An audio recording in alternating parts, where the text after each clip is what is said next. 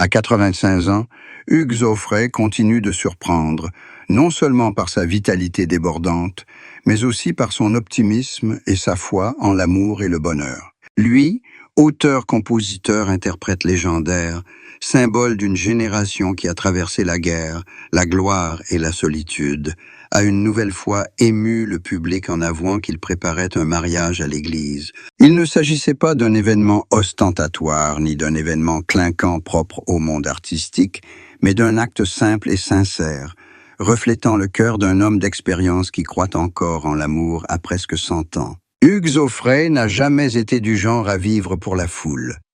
Toute sa vie, il est resté fidèle à ses valeurs, la musique, l'humanité, la liberté et la fidélité amoureuse. Mais cette fois, l'amour le fait briller différemment, tel un jeune homme se préparant pour le premier jour important de sa vie. On dit qu'il n'y a rien de plus beau que l'amour dans la jeunesse, mais peut-être est-il encore plus beau lorsqu'il dure jusqu'à la fin de sa vie. Hugues Aufray en est la preuve. Après une longue vie jalonnée de voyages, de grandes scènes et de chansons qui ont profondément marqué le cœur de ses fans, il a enfin trouvé la paix. Le mariage qu'il prépare n'est pas un début tardif, mais la continuation d'un long cheminement amoureux, tempéré au fil des ans, à travers de nombreux défis et changements de vie. Malgré l'âge, il conserve l'allure romantique d'un artiste, son sourire doux, sa voix chaleureuse et ses yeux emplis de bonheur lorsqu'il évoque la femme à ses côtés. Hugues Aufray a eu une vie si riche que beaucoup ont du mal à l'imaginer. Né dans la France d'après-guerre, il a développé dès son plus jeune âge une âme d'artiste. Il aimait la musique folk, les rythmes libres de l'Amérique, les chansons de Woody Guthrie et de Bob Dylan, qu'il a ensuite traduites et interprétées avec succès. Toute une génération de Français a grandi avec sa voix, une voix à la fois intime et rebelle, appelant toujours chacun à vivre au plus près de ses émotions. Mais sous ce halo, Hugues Aufray a toujours été un homme qui aimait profondément, qui croyait en la valeur de la famille et du véritable amour. Ses années de glorieuse carrière ne lui ont pas fait oublier l'essentiel. Les gens, aussi célèbres soient-ils, ont besoin d'une main tendue. Il a connu les hauts et les bas du mariage, le silence de la solitude entre les longues tournées, les nuits blanches sous des applaudissements qui s'estompent. Mais ce qui rend Hugues si spécial, c'est qu'il n'a jamais perdu foi en l'amour. À un âge que beaucoup pensent n'être que des souvenirs, il sait encore aimer et être aimé comme la première fois. C'est pourquoi, lorsqu'il a annoncé publiquement qu'il se marierait à l'église, ses fans ont été non seulement surpris, mais aussi profondément émus. Car en cette période troublée, il existe encore quelqu'un qui croit au caractère sacré du mariage, qui croit au pouvoir éternel de l'amour. Ses proches ont raconté que Hugues Aufray avait préparé son mariage avec une joie innocente et rare.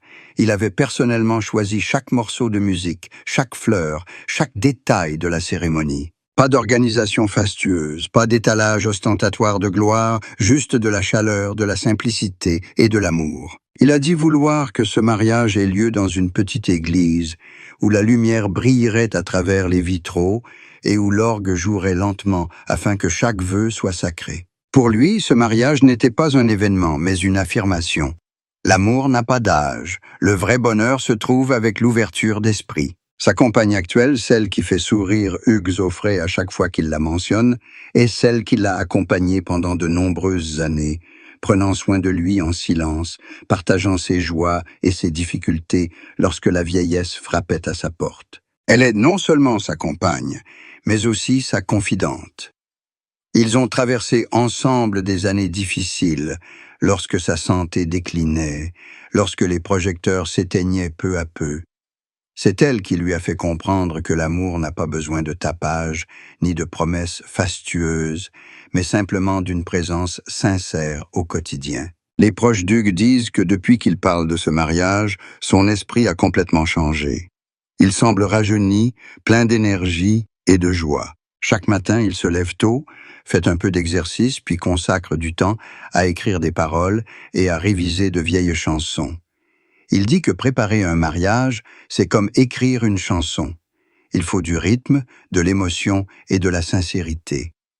Et de fait, dans ses yeux, on perçoit désormais un bonheur paisible que tout le monde ne connaît pas. Ses amis du monde artistique lui ont exprimé leur profonde admiration.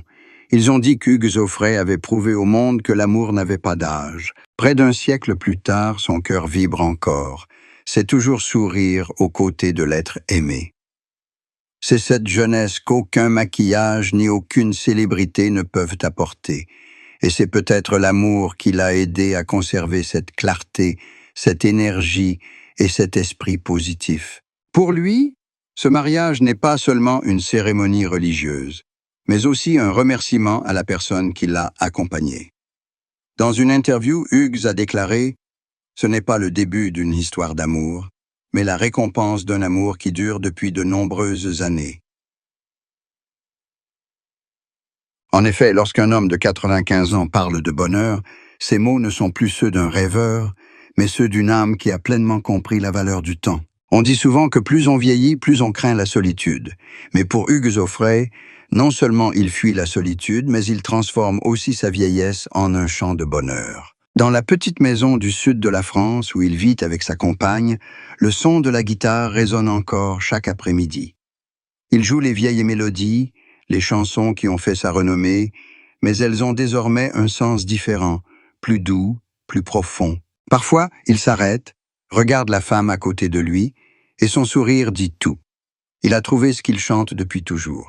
L'amour vrai, simple et éternel. Son mariage à venir n'a pas besoin de fanfare, car le véritable bonheur d'Hugues Aufray réside dans le fait d'être auprès de la personne qu'il aime durant les dernières années de sa vie. Il a dit un jour « Je n'ai pas peur de la mort, j'ai juste peur de partir sans dire merci à la personne qui a toujours été à mes côtés. » Et peut-être que ce mariage est sa façon de dire merci à la vie, à la musique et à l'amour qui l'a nourri pendant tant d'années. On vieillit avec le temps, mais l'amour d'Hugues Aufray reste jeune.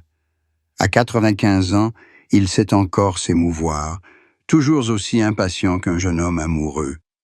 L'image de lui s'apprêtant à entrer dans l'église tenant la main de sa compagne est une magnifique preuve que le bonheur est sans limite. À cet instant, toutes les lumières de la scène, tous les applaudissements du passé disparurent, ne laissant que deux êtres qui avaient traversé une longue vie, entrant désormais ensemble dans le dernier chapitre de leur parcours, non plus comme artistes et fans, mais comme deux cœurs unis à jamais. Et lorsque les cloches de l'église sonnaient, lorsque la lumière du soleil filtrait à travers les vitraux, Hugues Aufray souriait, car il savait qu'enfin sa vie était accomplie. Non pas à cause d'une brillante carrière, mais parce qu'il avait obtenu la chose la plus précieuse, un amour reconnu, béni, et qui resterait avec lui jusqu'à la fin. Après la cérémonie sacrée du mariage, on disait qu'Hugues Aufray versa des larmes. Non pas les faibles larmes de la vieillesse, mais les larmes de la plénitude, celles d'un homme qui avait vécu assez longtemps pour comprendre que le vrai bonheur vient des choses simples. Il serrait la main de sa jeune épouse, les yeux brillants du bonheur profond qu'il avait recherché toute sa vie. Au fil des ans, il avait été témoin de nombreux changements, le monde, la musique, les gens. Mais l'amour, ce en quoi il croyait encore, demeurait intact comme au commencement. C'était ce qu'il appelait le feu du cœur, ce feu qui, même si le temps avait tout atténué, brûlait encore lentement, chaleureusement et durablement.